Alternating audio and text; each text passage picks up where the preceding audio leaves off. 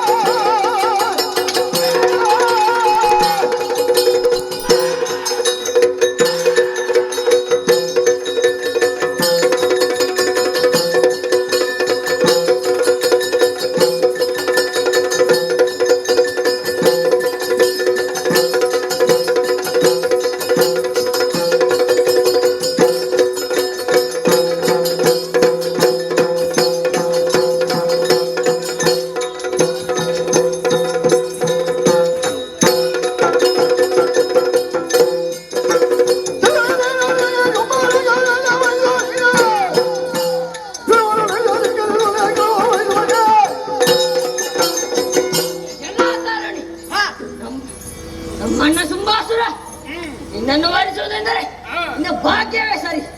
ಅದನ್ನು ಬಿಟ್ಟು ಯುದ್ಧಕ್ಕೆ ಬಂದೆ. ಹಾಗಾದ್ರೆ ಮುಂದೆ ಬಾ.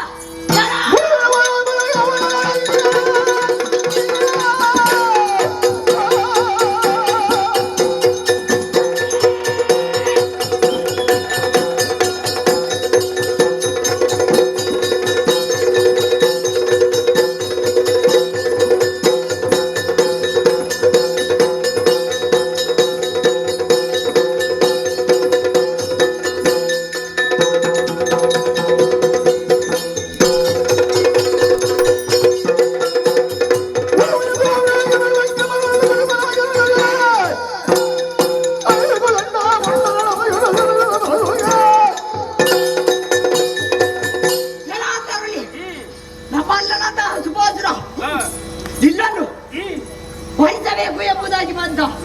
ಹಾಗಾಗಿ ಸುಗ್ರೀವನನ್ನು ಸಂಧಾನಕ್ಕಾಗಿ ಕಳಿಸಿದ. ಆ ಸಂಧಾನವನ್ನು ಮುರಿದೆ ಧೂಮ್ರಾಕ್ಷರನ್ನು ಕಳಿಸಿದರು. ಆ ಧೂಮ್ರಾಕ್ಷರನ್ನು ಹೂಕಾರದಿಂದ ಕೊಂದು ಹಾಕಿದ. ಹಾಗಾದ್ರೆ ಇಲ್ಲ ಬಿಡ್ತಾರ.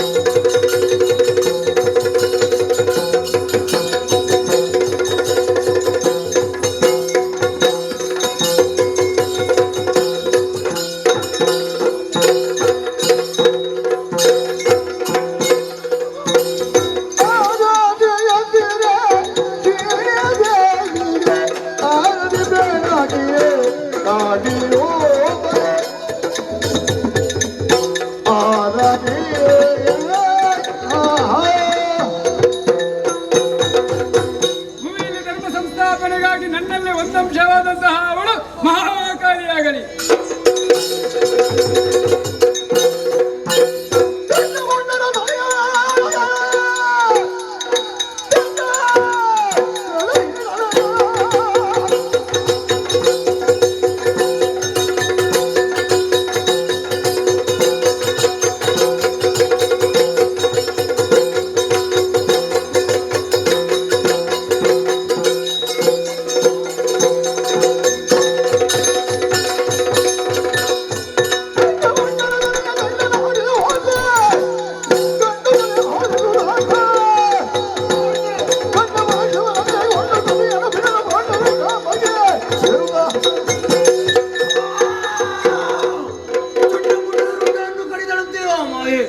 ಮಾಡುವುದು ಸರಿಯಲ್ಲ. ರಥಾರೂಢರಾಗಿ ನಾನೇ ತಿರುಡುತ್ತೇನಂತೆ.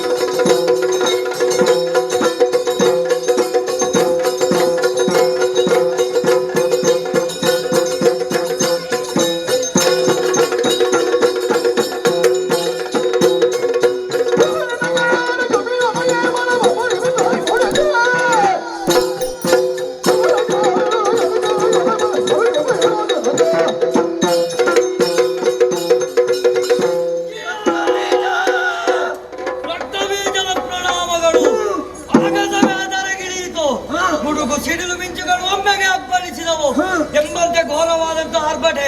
ಮಣಿರಥ ಕೈಯಲ್ಲಿ ಕಠಾರಿ ಎಲ್ಲವನ್ನ ಹಿಡಿದು ಹೊರಟು ಎಲ್ಲಿಗೆ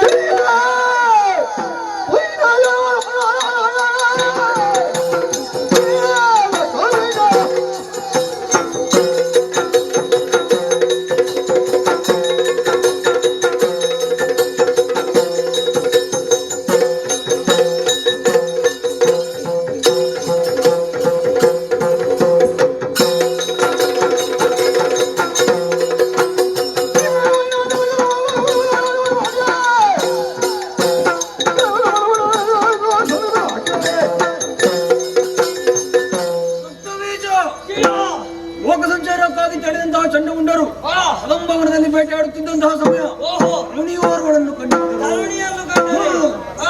ಅವರು ಅವರ ರೂಪಲಾವಣ್ಯಗಳನ್ನು ನನ್ನ ಬಳಿ ಬಂದು ಅರುಹಿದರು. ಒಳಮೇಲಿನ ಮನಸ್ಸಿನಿಂದಾಗಿ ಸುಗ್ರೀವರನ್ನು ಸಂಧಾನಕ್ಕಾಗಿ ಕಳುಹಿಸಿದರೆ ಸಂಧಾನ ಬೇಡ, ಸಂಗ್ರಾಮ. ಸಂಧಾನವನ್ನು ಮುರಿದರೆ ಮುಂದೇನು ಮಾಡಿದ?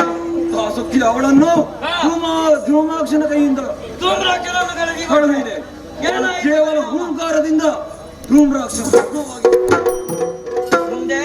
ಮುಂದೆ ವೀರರಾದ ಚಂಡಮುಂಡರನ್ನು ಕಳುಹಿದೆ. ಚಂಡಮುಂಡರ ರುಂಡವನ್ನು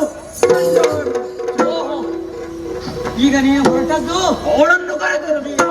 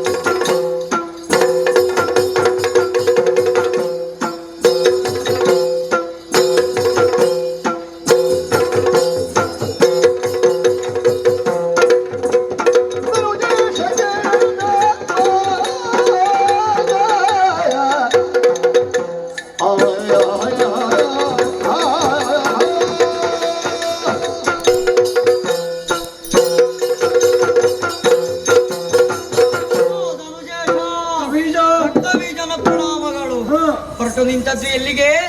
ಆ ಬಡ ಹುಡುಗಿಯನ್ನು ತರುವುದಕ್ಕೆ. ಹೌದಪ್ಪ. ಪರಸತಿಗೆ ಪರಸತಿಯಾಗಿ ಮಾರನ ಹತಿಗೆ ಒಳಗಾದೆಯ ಪ್ರಭು.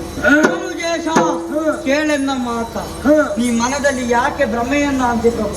ತರುಣಿ ಎಂದು ಭ್ರಮೆಯನ್ನ ಅಂತೆಯ. ಚಂಡ ಮುಂಡರು ಲೋಕವನ್ನು ಸಂಚರಿಸಿಕೊಂಡು ಹೋಗುತ್ತಿರುವಾಗ ಕಂಡಂತಹ ಕದಂಬವನದಲ್ಲಿ ಕಂಡಂತಹ ತರುಣಿಯನ್ನು ಕಂಡು ಮೋಹಗೊಂಡು ಅವರ ಬ್ರಹ್ಮಚರ್ಯ ವ್ರತಕ್ಕೆ ಕೇಳಬಾರದಂತೆ ನಿನ್ನಲ್ಲಿ ಬಂದವರು ಹಿಡಿದರು. ನೀನು ಅವಳನ್ನು ಮದುವೆಯಾಗುವ ಮನ ಮಾಡಿದೆ.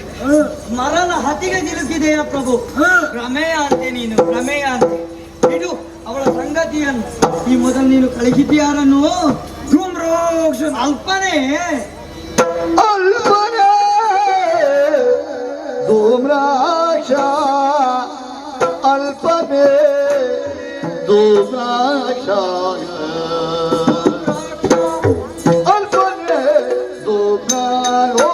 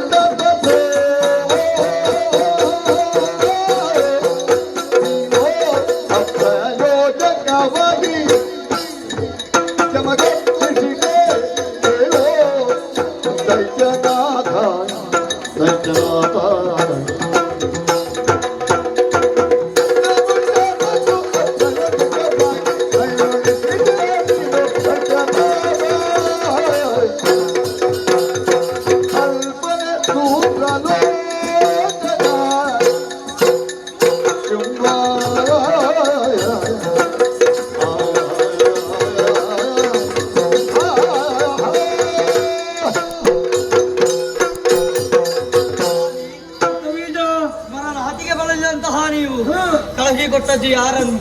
ಧೂಮ್ರಲೋಚನನನ್ನು. ವಿಧಿಯ ವರವೇ ಹಾಗೆ. ಕಣ್ಣಲ್ಲಿ ಕಂಡದ್ದನ್ನು ಬೇಕಾದಲ್ಲಿ ಸುಡುವ, ಬೇಕಾದಲ್ಲಿ ಸೃಜಿಸುವಂತ ಕಾಯಕವನ್ನು ಕೊಟ್ಟಿದ್ದಾರೆ.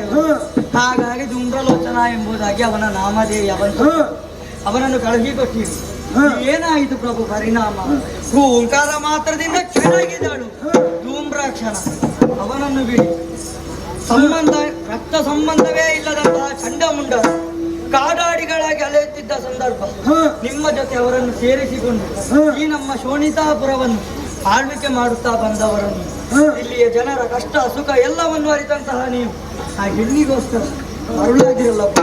ಹೋದಂತಹ ಚಂಡಮುಂಡರು ನೇರವಾಗಿ ಅವಳ ಮುಡಿಗೆ ಹೇಳಿದರೆ ಏನಾಯಿತು ಪ್ರಭು? ತನ್ನ ತನವನ್ನೇ ಅಲುಗಿಸಿ ಚಂಡಿಕೆಯಾಗಿ ಚಂಡಮುಂಡರನ್ನು ಬಿಡಿ. ಇನ್ನೂ ನಾವು ತಡವರಿಸಿದೆವು ಅಂತಾದರೆ ಇದು ನಮಗೆ ಪ್ರಯೋಜನಕ್ಕೆ ಬರುವುದಲ್ಲ ಪ್ರಭು. ಕೆಂಪು ಕೆಂಪು ಕೆಂಡವನ್ನು ಸೆರಗಿನಲ್ಲಿ ಕಟ್ಟಿಕೊಂಡಂತೆ ಆದೀತು. ನಮ್ಮ ಇಡೀ ದೈತ್ಯಾನ್ವಯ ಯಮನಾಲಯಕ್ಕೆ ಹೋಗುವುದು ಪ್ರಭು. ಬೇಡ. ಹಾಗಾದ್ರೆ ನಿನ್ನ ಕೊನೆಯ ಮಾತೇನು? ಅವಳು ತರುಣಿಯೇ ತರುಣಿಯಲ್ಲ ಅವಳಾದಿ ಮಾಯೇ ತರುಣಿ ಜನ್ನವಳಾದಿ ಮಾಯೇ ಅವಳದಿರೋ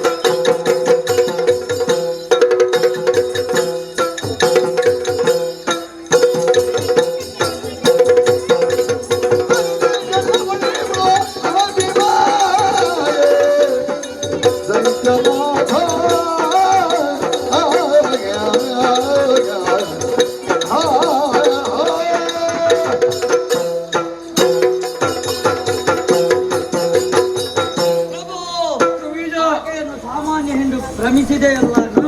ನಿಗ್ರಹ ಅನುಗ್ರಹ ಶಕ್ತಿಯುಳ್ಳಂತಹ ಅವಳು ಹೇಗೆ ಸ್ವಾಮಿ ಕರುಣಿಯಾಗಲಿಕ್ಕೆ? ಕರುಣಿಯಲ್ಲವಳು ಆದಿಮಾಯಿ. ಮೊದಲಿಗಾಗಿ ಸಂಧಾನಕ್ಕಾಗಿ ಕಳಿಸಿದ್ಯಾರನ್ನು ಸುಗ್ರೀವನನ್ನು. ಶುಂಭನ ದೂತನಾಗಿ ಹೋದಂತಹ ಸುಗ್ರೀವ ಬರುವಾಗ ದೇವಿದಾಸನಾಗಿ ಬರಲಿಲ್ಲ. ಅದಕ್ಕೆಲ್ಲ ಏನು ಕಾರಣ? ದೇವಿಯ ಲೀಲೆ, ಅರ್ಥಾತ್ ದೇವಿ ಮಹಾತ್ಮೆ. ಅರೆ ಕ್ಷಣ ಅವಳನ್ನು ಕಂಡಂತಹ ಸುಗ್ರೀವ ಮೂರ್ಛಿತ ಅರ್ಥಾತ್ ಸತ್ತೇ ಹೋದ. ಅವನನ್ನು ಪುನಃ ಅನುಗ್ರಹಿಸಿ ಕರುಣಾರಸವನ್ನು ಬೀರಿ ಮರುವಾಗಿ ಅವನನ್ನು ಅವನಿಗೆ ಜೀವನಾನವನ್ನು ಮಾಡಲಿಲ್ವೇ? ಹಾಗಾಗಿ ಅವಳ ಕರುಣೆಯಲ್ಲ ಆದಿಮಾಯೆ. ನಮ್ಮ ಈ ದೈತ್ಯವರನ್ನೆಲ್ಲ ಸಂಹರಿಸಿ ತ್ರಿದಶರನ್ನು ಕೈಲಿಕ್ಕೋಸ್ಕರ ಹೆಣ್ಣಿನ ರೂಪದಲ್ಲಿ ಅವತರಿಸಿದ್ದಾಳೆ, ನೆರೆ ಗೋಚರಿಸ್ತಾಳೆ. ಅಂದರೆ ನಿನ್ನ ಅಭಿಪ್ರಾಯ? ಬಿಡಬೇಕು ನೀವು. ಬಿಡು ಮನದ ಮೂರ್ಖತೆಯ ಬಿಡು ಮನದ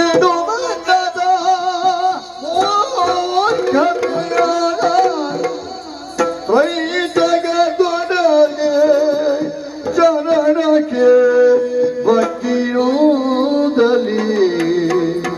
ಒಡಮಡುತ್ತ ಪಡೆದವಳ ಕಾರುಣ್ಯದಲ್ಲಿ ಧಾತ್ರಿಯಲಿಯೇ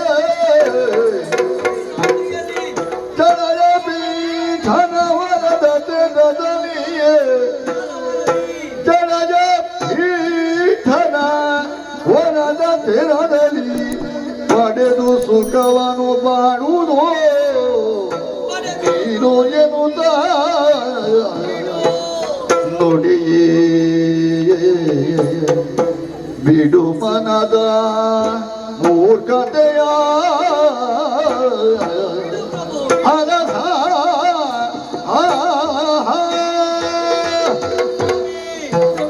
ಕಡೆಯದಾಗಿ ರಕ್ತ ಬೀಜದ ನೀತಿ ಅಂತ ನೀವು ಕೇಳಿದರೆ ನೀವು ಆ ವಿಷಯವನ್ನೇ ಬಿಟ್ಟು ಬಿಡಬೇಕು. ಬಿಡು ಮನದ ಮೂರ್ಖತೆಯ ನಿನ್ನ ಮನಸ್ಸಿಗೆ ಹಿಡಿಸಿರುವಂತಹ ಮೌಢ್ಯವನ್ನು ಬಿಡು. ನೀನು ಬಿಟ್ಟು ಬಿಡು.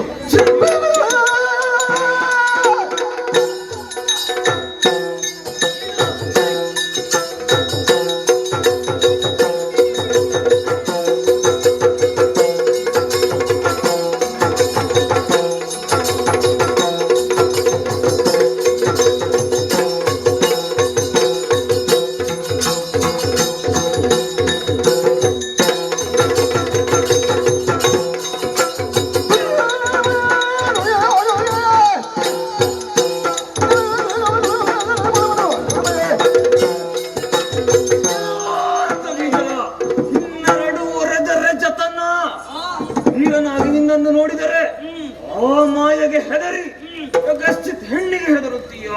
ನನಗೆ ಬುದ್ಧಿ ಹೇಳುವಷ್ಟು ದೊಡ್ಡ ಹೆಣ್ಣಲ್ಲ ಅವಳು. ಏನು ಹೆಣ್ಣಲ್ಲ, ಅವಳನ್ನು ಕರೆತರದಿದ್ದರೆ ನಾನು ಕರೆತರುತ್ತೇನೆ. ನೀನು ಸೀರೆ ಸುತ್ತಿಕೊಂಡು ಒಳೆ ಉಟ್ಟುಕೊಂಡು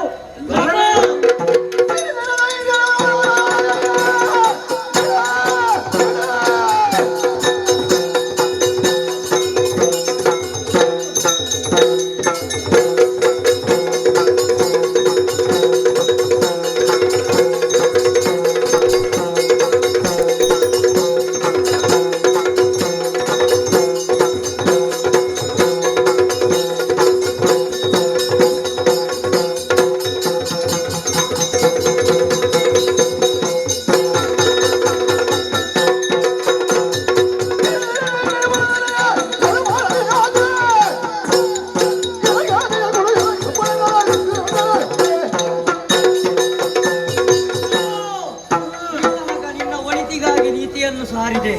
ಕರುಣೆ ಎಲ್ಲವಳ ಆದಿಮಾಯೆ ಎಂಬುದನ್ನು ನಿನ್ನ ಮನಸ್ಸಿಗೆ ಬಿಂಬಿಸುವಂತೆ ಹೇಳಿದೆ. ನೀನದನ್ನು ಲೆಕ್ಕಾಚಾರ ಆಚೀಚೆ ಮಾಡಿಬಿಟ್ಟೆ ಪ್ರಭು. ಬಿಟ್ಟು ಬಿಡು. ಏನು ಹೇಳಿದೆ? ಏನು ಹೇಳಿದೆ? ಸೀರೆಯನ್ನುಟ್ಟುಕೋ, ಬಾಲಿಂಗವನ್ನು ಕಟ್ಟಿಕೋ, ಎಂಬುದಾಗಿ ದೈತ್ಯಾಂಗ ಅಳಿಯುವುದು ಬೇಡ ಎಂಬ ಒಂದು ಕಾರಣಕ್ಕೆ ಅವಳ ಕಾರುಣ್ಯದಲ್ಲಿ ನಾವು ಬಾಳಬೇಕು ಎಂದು ನಿನಗೆ ನೀತಿಯನ್ನು ಹೇಳಿದ್ರೆ ನೀತಿ ಹೇಳಿ ಅರ್ಥವಾಗಲಿಲ್ಲ ಪ್ರಭು. ಕೊಡು ಅಪ್ಪಣೆಯನ್ನು ಅವಳನ್ನು.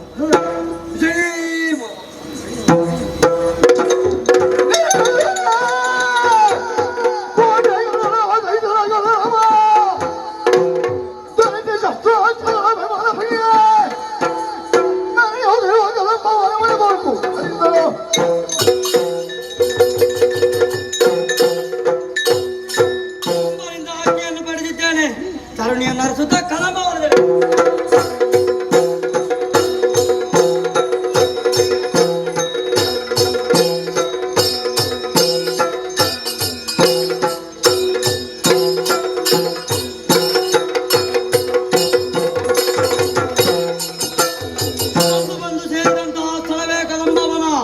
ಸೂರ್ಯ ರಶ್ಮಿಯು ನೆಲವನ್ನು ಸೋಕದಂತಹ ದಂಡಾರಣ್ಯವಿದು. ದೂರದಲ್ಲಿ ನೋಡಿದರೆ ತರಣಿಕೋಟ ಪ್ರಕಾಶದಿಂದ ಹೊರಳೆಯುತ್ತಾ ಇದೆ. ಏನಿದರ ಅರ್ಥ ಎಂಬುದಾಗಿ ಮನದಲ್ಲಿ ಆಲೋಚನೆಯನ್ನು ಮಾಡಿದ್ರೆ ಇದುವೇ ದೇವಿ ಮಹಾತ್ಮೆ ಎಂಬುದನ್ನು ಮನಗಂಡಂತಹ ನಾನು ಸಮಯವನ್ನು ವ್ಯರ್ಥ ಮಾಡುವುದಿಲ್ಲ. ಹಿಡಿದು ಆ ಕಡೆಗೆ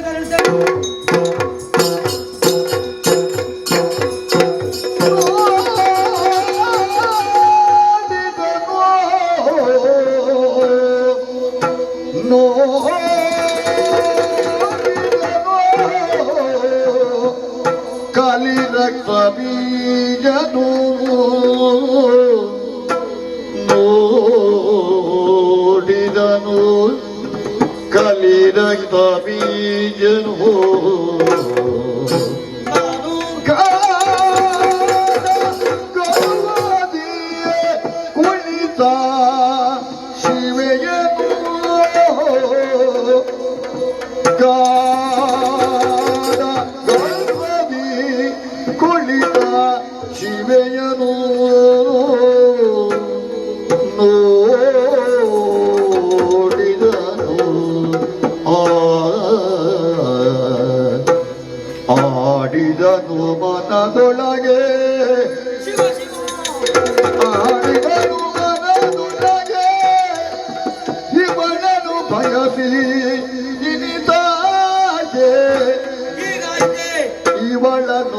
ಬಯಸಿ ಇನಿದಾಕೆ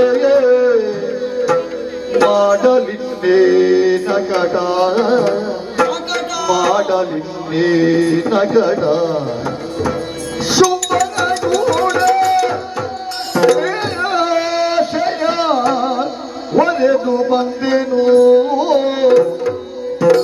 ಸುಮ್ಮನ ಕೂಡ ಭಾಷೆಯ ಒರೆದು ಬಂದೆನು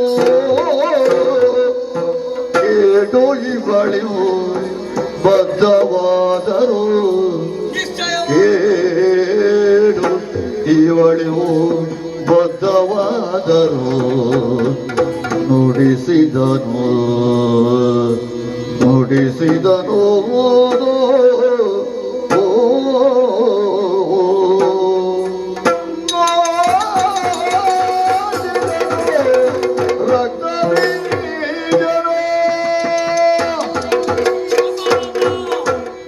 ಎಂತಹ ಆಶ್ಚರ್ಯಕರವಾದಂತಹ ಘಟನೆಯೊಂದನ್ನು ನಾನು ನೋಡ್ತಾ ಇದ್ದೇನೆ. ರಕ್ತಬೀಜನ ಜೀವನದಲ್ಲಿ ಈ ತರಹದ್ದೊಂದು ಘಟನೆಯನ್ನು ಕಂಡವನ ರಕ್ತಬೀಜನಲ್ಲ. ಜೀವನವೇ ಪಾವನವಾಗಿ ಹೋಯ್ತಲ್ವೇ. ಕಂಡದ್ದು ಯಾರನ್ನು? ಆದಿಮಾಯೆಯನ್ನು. ಶುಂಭ ಈಕೆಯನ್ನು ಬಯಸಿ ಕೆಟ್ಟನಲ್ಲ. ಏನು ಮಾಡುವುದು? ಶುಂಭನ ಉತ್ಪನ್ನದ ಋಣಕ್ಕೋಸ್ಕರವಾದರೂ ಇವಳನ್ನು ಮಾತನಾಡಿಸಬೇಕು. ಭಕ್ತಿಗೆ ಒಲಿಯುತ್ತಾಳಂತೆ ದೇವಿ, ಭಕ್ತಿಗೆ ಒಲಿಯುತ್ತಾಳಂತೆ ದೇವಿ. ಹಾಗಾಗಿ ಅಮ್ಮನಲ್ಲಿ ಭಕ್ತಿಯಿಂದಲೇ ಬೇಡಿಕೊಳ್ತೇನೆ. ಅಮ್ಮ ಏನು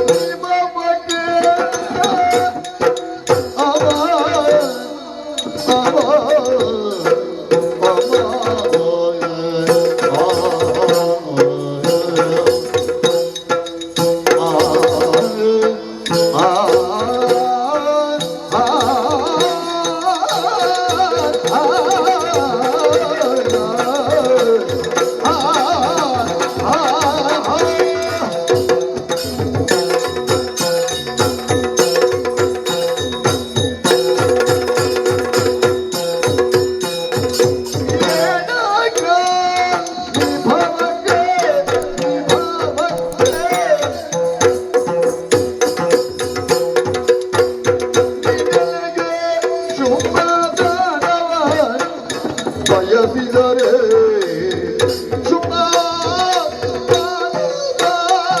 ಬಯಸಿದರೆ ಸಾನೂರಾಗಲಿ ವರಿಸದೆ ವರಿಸದೆ ವರಿಸದೆ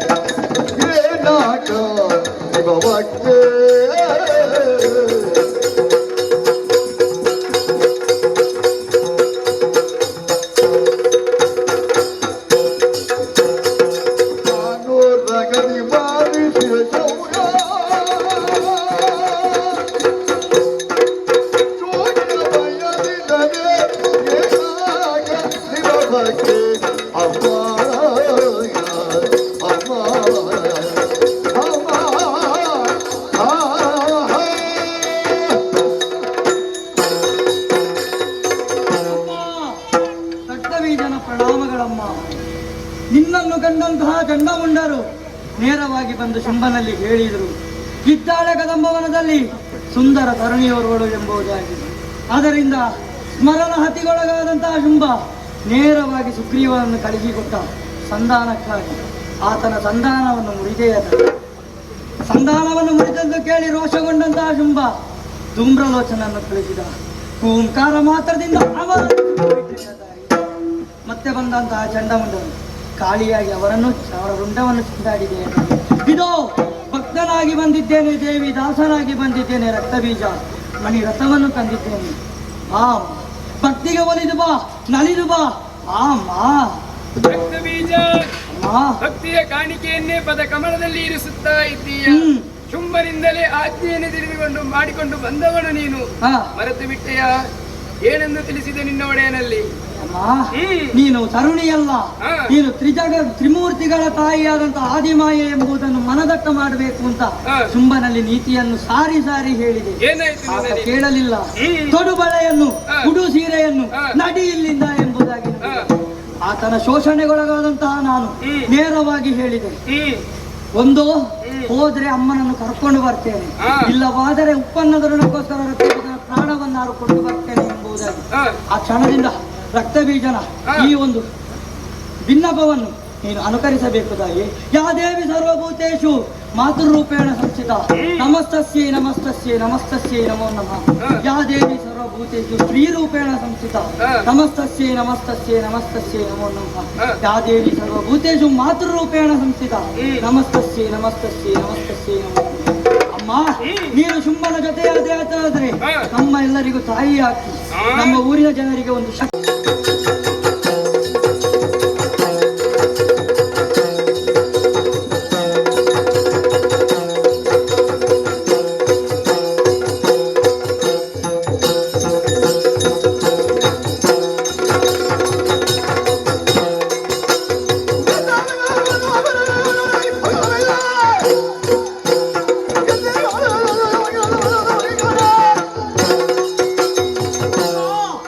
ಮಾತೃವಾತ್ಸಲ್ಯದಿಂದ ನಿನ್ನ ಕಂದ ಎಂಬುದಾಗಿ ಭಾವಿಸಿ ನಿನ್ನನ್ನು ಭಕ್ತಿಯ ರಸಧಾರೆಯಿಂದ ಕರೆದುಕೊಂಡು ಹೋಗೋಣ ಶೋಣಿತಾಪುರಕ್ಕೆ ಎಂದು ಮನ ಮಾಡಿದ್ರೆ ಏನಂದೆ?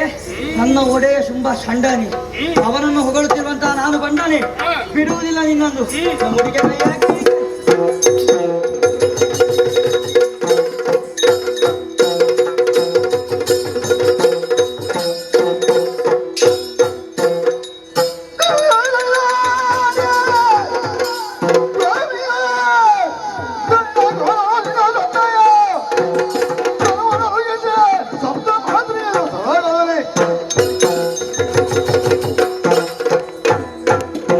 ವಿನಯದಲ್ಲಿ ಭಕ್ತಿ, ಹೊರಗೆ ಇದರ ಶಕ್ತಿ ಎರಡನ್ನು ಉಪಯೋಗಿಸಿದ ನನ್ನತ್ತ ಯುದ್ಧವನ್ನೇ ಮಾಡುತ್ತಿದ್ದಾನೆ. ಆಯಾಸವಾಗುತ್ತೆ. ಆದುದರಿಂದಲೇ ನನ್ನ ತನುವಿನಿಂದ ಹೊರದಲ್ಲಿರುವಂತಹ ನಾನು ಸಪ್ತ ಮಾತ್ರೆಯನ್ನು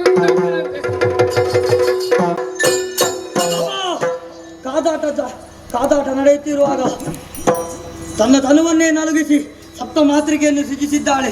ಸಪ್ತ ಮಾತೃಕೆಯರೊಡನೆ ಯುದ್ಧ ಮಾಡುತ್ತಿರುವಾಗ ಇಂದ್ರಾಣಿ ಎಂಬವಳು ಕುಲಿಶದಿಂದ ಹಣೆಗೆರಗಿದ್ದಾಳೆ. ರಕ್ತ ಸೋರುತ್ತಿದೆ. ಬ್ರಹ್ಮದೇವನ ಬರದಂತೆ ಒಂದು ತೊಟ್ಟು ರಕ್ತವನ್ನು ಭೂಮಿಗೆ ಚೆಲ್ಲಿಬಿಡು.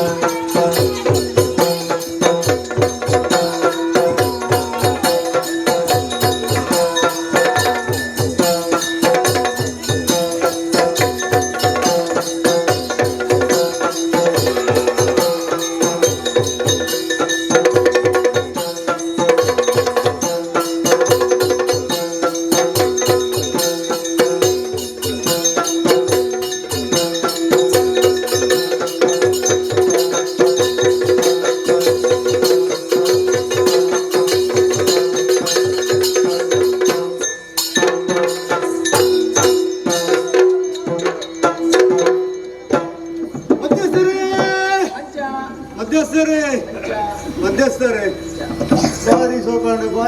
ಬಾರಿ ಸೋಕಂಡು ಅಪ್ಪನ ಸೇವೆ ಓ ಮಧ್ಯಸ್ಥರೇ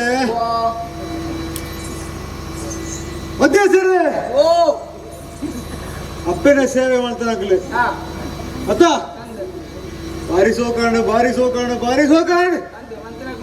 ಹಾ ಶ್ರೀಧರ ಗೌಡ್ರು ಓ ಉತ್ತರ ವಿರುದ್ಧ ಅಂಚತ್ತೆ ರೋಹಿತ್ ಗೌಡ್ರು ಓ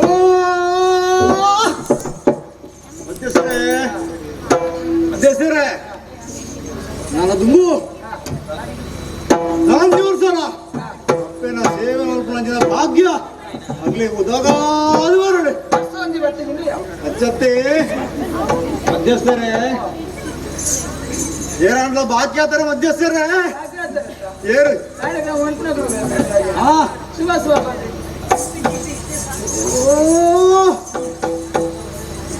ಕತ್ತಾನಿರ್ದು ಗೋಲ್ಪು ಮುಟ್ಟಲ್ಲ ಉದ್ಯೋಗ ಬಗ್ಗೆ ಹೋಯ್ತಾರತ್ತ ನಾನು ದುಂಬುಗಳ ಇಂಚಣೆ ಹೋಯ್ತೋ ಮಧ್ಯಸ್ಥರೇ ನಾನ ಏರಲೇ ಮಧ್ಯಸ್ಥರೇ ಓ ಎಳಕಲಾಗುತ್ತೀರಿ ಅಂತ ಎಳ್ಕ ಸೈಡ್ ಯಾರ ಜೀವ ಅಂತ ಭತ್ತ ಮೇಕಲ ಬುದ್ಧಿ ಇರುತ್ತ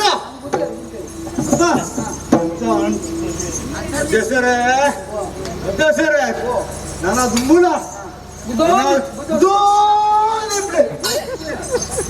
ಮಧ್ಯಸ್ಥರೇ ಚೆಂಡದಾರ ಕೋಲು ಬಾರಿ ಮಲ್ಲೆ ಪೆಟ್ಟಲ ಮಲ್ಲೆತ್ತ ಒಂದೇ ಕೋಲ್ಟು ಗೊಲ್ಪು ಮುಟ್ಲ ಅಪ್ಪನ ಸೇವೆ ಮಾಡ್ತಾರತ್ತ ಅಂಚತ್ತ ಮಧ್ಯಸ್ಥರೇ ಅರೆಗೆ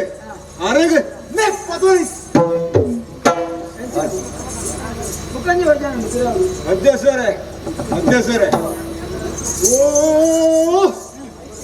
ಮಿತ್ತಿಲಾಗುದ್ದುನ ಮಧ್ಯಸ್ಥರೇ ಅತ್ತ ಚತ್ತಿ ಅಪ್ಪಗ ಜಾಸ್ತಿ ಎಲ್ಲಿಯ ಪ್ರಾಯದ ಬಾಲೆ ಅತ್ತ ಮೀಸ ಪುಟ್ರಾತಿ ಅತ್ತ ನಾನ ದುಂಬುಗು ಉತ್ತರ ಅಭಿವೃದ್ಧಿ ಆದ ಮಲ್ಲ ಗುದ್ದು ಹೇಳ್ತೀನಿ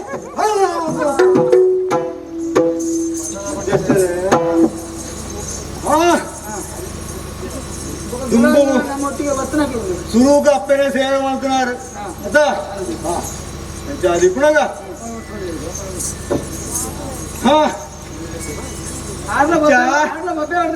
ಯಾಕಂದ್ರೆ ಊಟ ಮಿತ್ತಿತ್ತೇರಿ ಇಷ್ಟೇ ಅತ್ತ ಅಂಚತ್ತ ನನ್ನ ದುಂಬುಗಳ ಆರೆಗೆ ಆರ್ನ ಸಂಸಾರದು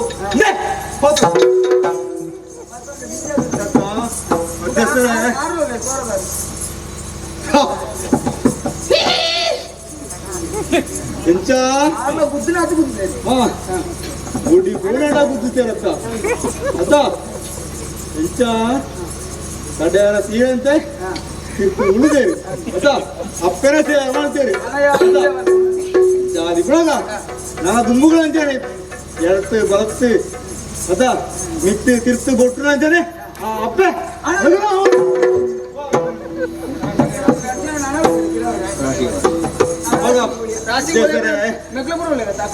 ಬೇಣೆ ಅವರವಲ್ಲಿ ಅತ್ತ ಅಪ್ಪೆ ರಡ್ಡು ಪಾತರ ಬಂಡಲೆ ಎಂಕ್ಲೇನೆ ಬೂಟಿ ಆಗಲಿ ಮನೆಯಲ್ಲಿ ಜಾರಿ ಬಿಡಗ ರಾಸಿಗೆ ಮಣ್ಕತ್ತೆ ಏರ್ನ ಹಾಕಲಿ ಲಕ್ಕದ ಪೋ ಏರ್ನ ಅಂಟ್ಲ ಅರೆ ಗಳಿಗೆ ಕೊಡ್ತು ಮುಟ್ಟ ಉಳ್ಳುದು ಅಪ್ಪೆನೆ ಸೇವೆನು ತುಯ್ಯೇರಿ ಐದು ಬುಕ್ಕ ಈತ ಬೋರ್ತು ಮುಟ್ಲ ಅಪ್ಪೆನೆ ಸೇವೆ ತುಯ್ಯಾರು ನನ್ನ ದುಂಬುಗಿಲ್ಲ ಅಪ್ಪೆನೆ ಸೇವೆ ತುವಾರಂಡು ಅಂಚಾದಿ ಪುಳಗ ಅರೆ ಗಳಿಗೆ ಮಿತ್ತು ಬರ್ತದೆ ಅದ ಅಪ್ಪೆ ಹಣ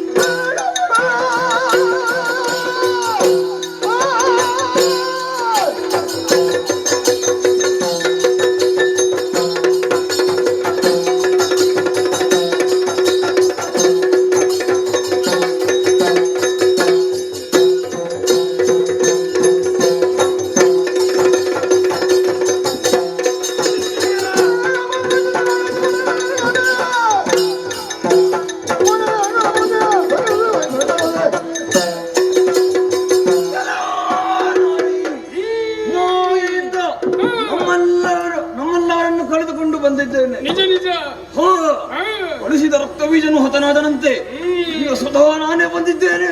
ಶುಭಾಖ್ಯ.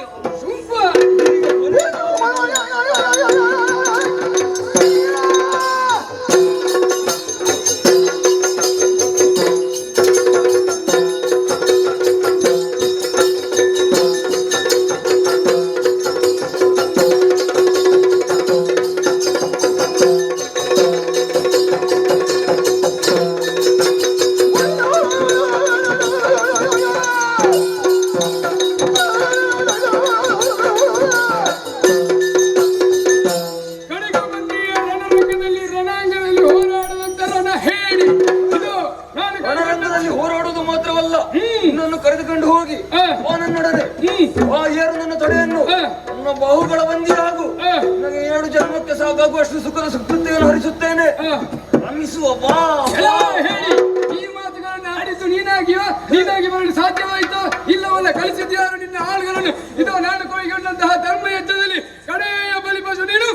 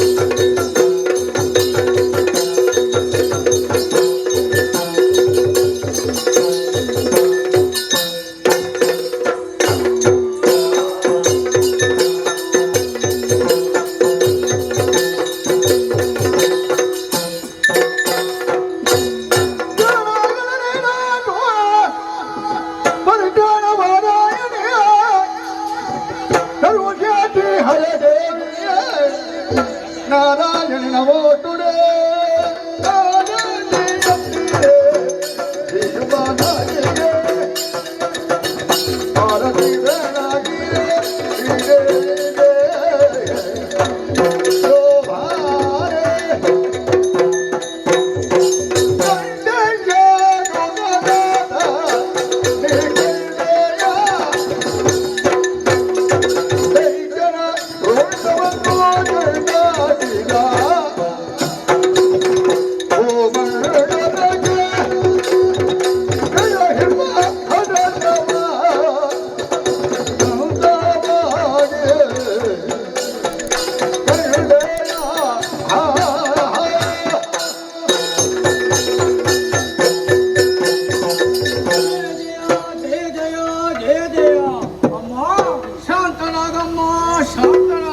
ಮಗನೇ ಸುರಪಾಲ, ತಾಯಿಯ ಉಗ್ರ ರೂಪವನ್ನು ನೋಡಿದಂತಹ ನೀನು ಭಕ್ತಿಯ ಕಾಣಿಕೆಯನ್ನು ಪದಕಮಲದಲ್ಲಿ ಹರಿಸಿದೆಯಾ?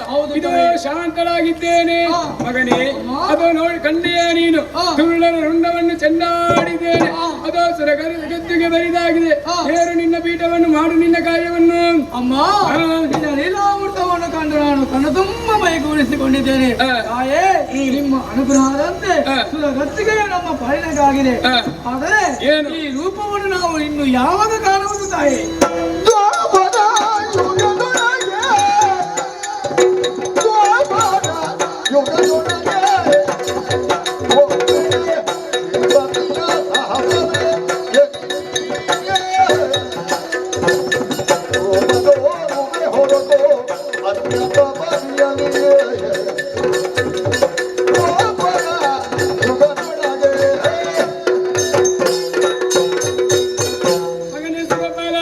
ಮುಂದಿನ ದಿನಗಳಲ್ಲಿ ನನ್ನ ಈ ರೂಪದ ದರ್ಶನ ಆಗಲು ಖಂಡಿತವಾಗಿಯೂ ಸಾಧ್ಯವಿಲ್ಲ ಮಗನೇ.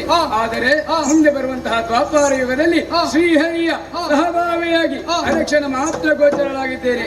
ಮಾತ್ರವಲ್ಲ, ನಡೆದಂತಹ ಧರ್ಮಯುದ್ಧದಲ್ಲಿ ಉತ್ತರ ದಿಕ್ಕಿಗೆ ಓಡಿ ಹೋಗಿದ್ದಾನೆ ಅರುಣಾಸುರನೆಂಬ ದಾನವನ. ಆತ ಮುಂದಿನ ದಿನಗಳಲ್ಲಿ ದರ್ಪದಿಂದ ಮೆರೆಯಲಿದ್ದಾನೆ. ಅದೇ ಸಂದರ್ಭದಲ್ಲಿ ನಂದಿನಿಯು ಜಾಬಾಲಿಯಿಂದಲೇ ಶಾಪಗ್ರಸ್ತಳಾಗುತ್ತಾಳೆ. ಮುಂದಿನ ದಿನಗಳಲ್ಲಿ ನಂದಿ ನದಿಯಾಗಿ ಹುಟ್ಟುತ್ತಾಳೆ ಭೂಮಿಯಲ್ಲಿ. ಅವಳ ಕಟಿ ಪ್ರದೇಶದಲ್ಲಿ ನಾನೇ ಭ್ರಮರಾಂಬಿಕೆಯಾಗಿ ನೆಲೆಯಾಗುತ್ತೇನೆ. ಅರುಣಾಸುರನನ್ನು ಸಂಹಾರ ಮಾಡುತ್ತೇನೆ. ಮುಂದೆ ಅದುವೇ ಕಟೀಲು ಕ್ಷೇತ್ರ ಎಂಬುದಾಗಿ ಪ್ರಸಿದ್ಧಿಯನ್ನು ಪಡೆಯುತ್ತದೆ. ಮಗನೇ, ಇದುವೇ ಶ್ರೀದೇವಿ ಮಹಾತ್ಮೆ ಅರ್ಥಾತ್ ದೇವಿ ಲೀಲಾಮೃತ. ಹೋಗು ನಿನ್ನ ಸುರಗದ್ದಿಗೆಯನ್ನು ಏರು. ತ್ರಿಮೂರ್ತಿಗಳು ನಿಮ್ಮ ಕಾರ್ಯಗಳಲ್ಲಿ ತೊಡಗಿಕೊಳ್ಳಲಿ. ನಾನು ಈ ಮಣಿಪುರದಲ್ಲಿ ತ್ರಿಪುರಾಂಬಿಕೆಯಾಗಿ ನೆಲೆಯಾಗುತ್ತೇನೆ. ಅದೃಶ್ಯಳಾಗುತ್ತೇನೆ.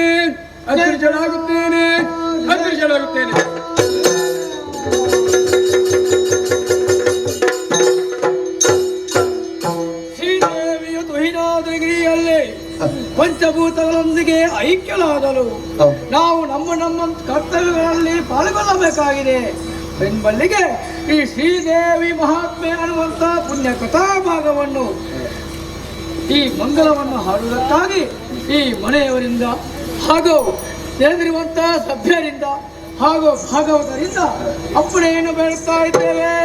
ಸರ್ವಮಂಗಲ ಮಾಂಗಲ್ಯ ಶಿವೇ ಸರ್ವಮಾತ ಸಾಧಿಕೆ ಶರಣ್ಯ ತ್ವಯಂಬಿಕೆ ದೇವಿ ನಾರಾಯಣಿ ನಮೋಸ್ತುತೇ.